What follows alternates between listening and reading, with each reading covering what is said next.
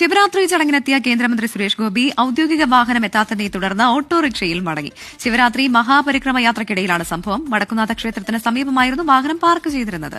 വാഹനം നിർത്തിയിരുന്നത് നമ്മൾ നിൽക്കുന്ന ഈ പ്രദേശത്താണ് വാഹനം നിർത്തിയിരുന്നത്. മഹാപരിക്രമ യാത്ര, ആ യാത്ര തൊട്ടു പുറകിലൂടെ സ്വരാജ് റൌണ്ടിലൂടെ കടന്നു വന്ന് ഇവിടേക്ക് കയറുകയായിരുന്നു. പക്ഷേ കേന്ദ്രമന്ത്രി സുരേഷ് ഗോപി മാത്രം അകത്തേക്ക് കയറിയില്ല. അദ്ദേഹം ഈ മഹാപരിക്രമ യാത്രയ്ക്ക് ശേഷം കുറച്ച് BJP നേതാക്കളൊക്കെയായി ആ പ്രദേശത്ത് തന്നെ തുടരുകയായിരുന്നു. ശേഷമാണ് ഇത്തരത്തിൽ ഒരു വാഹനം, ഒരു ഓട്ടോ അവിടെ വന്നിരുന്നു. അതിൽ പുള്ളി ഈ സുരേഷ് ഗോപി തന്നെ കാണിച്ചു. എന്നിട്ട് സുരേഷ് ഗോപി തന്നെ ആ കേന്ദ്രമന്ത്രി തന്നെ ആ ഓട്ടോയിൽ കയറി. അതിന് മുൻവശത്ത് പെട്ടെന്ന് ഗൺമാൻ കയറി.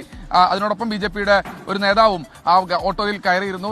ശേഷം നേരെ അദ്ദേഹം പോയത് ഇവിടേക്കാണ്, അതായത് രാമനിലയത്തിലേക്കാണ് പോയതെന്നാണ് മനസ്സിലാക്കുന്നത്. എന്തായാലും അതിനുശേഷം പെട്ടെന്ന് തന്നെ ഈ വാഹനം 2 മിനിറ്റിന്റെ ഗ്യാപ്പ് മാത്രമേ ഉണ്ടായിരുന്നുള്ളൂ. അപ്പോ ഇതൊക്കെയാണ് മക്കളെ കോവിയണ്ണന്റെ പട്ടി ഷോ എന്ന് പറഞ്ഞ പട്ടി ഷോ. ഇതിനെ പട്ടി ഷോ എന്നല്ലാണ്ട് വേറെന്താ വിളിക്കുക? നിങ്ങൾ തന്നെ പറ. അദ്ദേഹത്തിന് ഔദ്യോഗിക വാഹനം എത്താൻ വൈകിയതിനെ തുടർന്ന് ഒരു ഓട്ടോറിക്ഷ വിളിച്ചു പോയി. സത്യത്തിൽ എന്താണ് ഇവിടെ സംഭവിച്ചത്?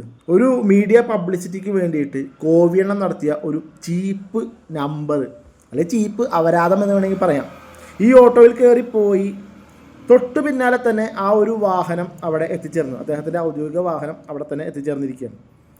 അതായത് ഒരു ചീപ്പ് നമ്പർ ഇട്ട് ജനങ്ങളെ കയ്യിലെടുക്കാം. അദ്ദേഹം പറഞ്ഞ പല കാര്യങ്ങളും നടന്നിട്ടില്ല.